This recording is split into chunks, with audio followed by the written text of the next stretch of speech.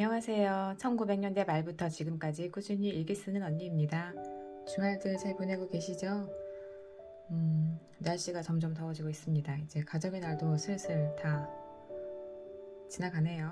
그렇죠? 오늘은 언니가 읽은 책 이야기 오랜만에 해보려고 합니다. 박준 작가의 책 말고 좀 기억에 남는 책 이야기 해볼게요. 오늘 언니가 읽은 책은요. 필경사 바틀비라는 짧은 책입니다. 이 책은 제가 어디선가 인용한 걸 보고 찾아서 읽었고요.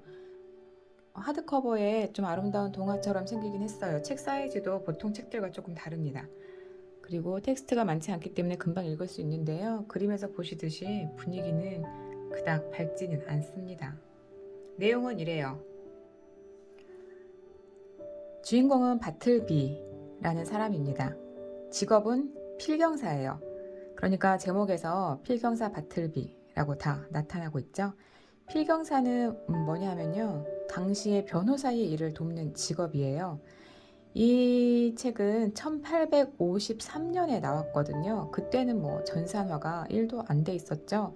그래서 변호사가 처리해야 하는 수많은 서류 작업이나 심부름을 대신해서 해주는 일종의 필기 노동자를 필경사라고 합니다. 소설을 읽어보면 알 수 있겠지만 굉장히 업무량이 많아요. 하지만 보수는 극히 적습니다. 현재 지식 노동자들과 비슷한 환경이죠.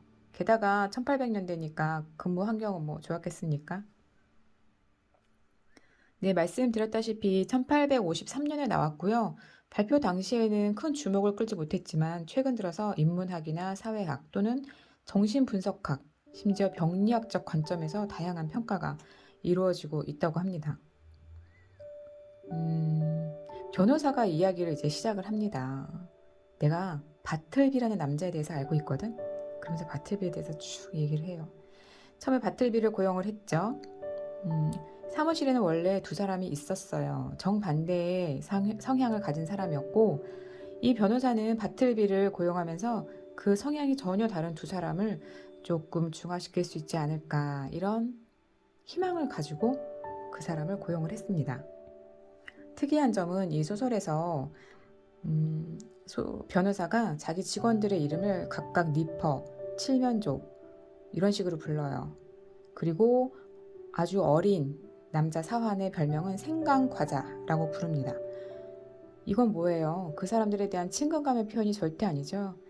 사람으로 인격적으로 대해야 한다는 것이 아니고 그저 쓸만한 노동력 1, 노동력 2, 이 정도를 나타내는 이름이라고 보시면 됩니다. 그 당시의 사회상 지금하고 많이 다르지 않죠?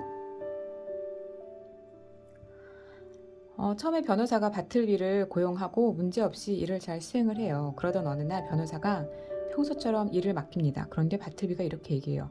안 하는 편을 택하겠습니다. 안 하는 편을 택하겠습니다. 변호사는 깜짝 놀라죠. 아니 어떤 노동자가 윗사람이 일을 시키는데 안 하는 편을 선택하겠습니다라고 말할 수 있겠습니까? 바틀비는 점점 그렇게 모든 일을 안 하는 편을 택하겠습니다라면서 아무 일도 하지 않아요. 변호사는 당황스럽죠. 막 설득도 해보려고 하는데 계속 안 하는 편을 택하겠습니다라는 말만 해요.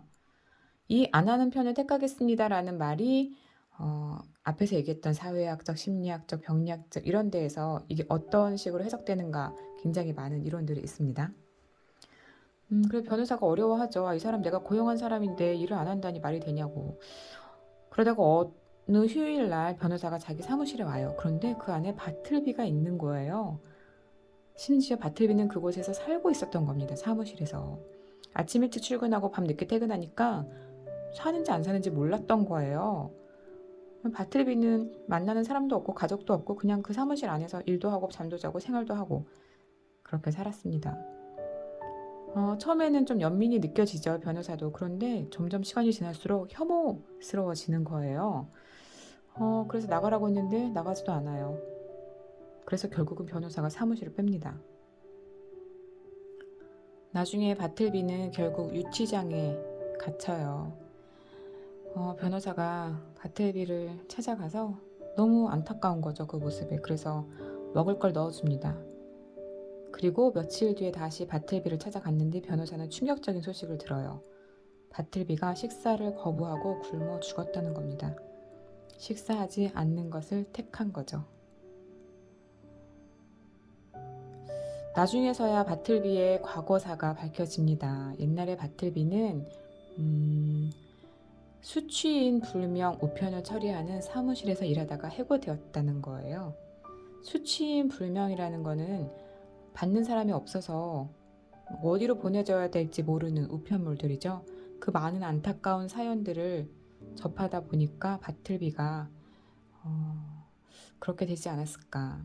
그런 갈 곳 잃은 사연들을 불태우면서 바틀비는 무슨 생각을 했을까?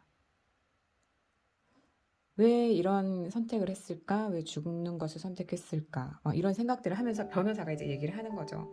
그런데 어떻게 보면 이 바틀비의 마음을 이해를 아주 못하겠는 것도 아니죠. 우리는 다 비슷한 마음들을 때때로 겪고 있으니까 말입니다. 일하는 사람뿐만 아니고요. 모든 사람들이 다 항상 이런 마음들이 있지 않을까 싶어요. 다른 사람들이 어려우면 보고 또 자기가 어려워질 수도 있는 거고요.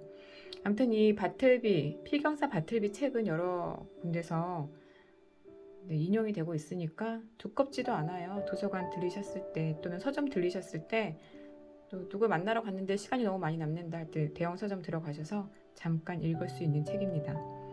오늘도 언니가 읽은 책 같이 읽어주셔서 감사합니다. 남은 시간 잘 보내세요. 오늘도 저는 일기를 쓰러 갈 거고요. 우리는 내일 만나요.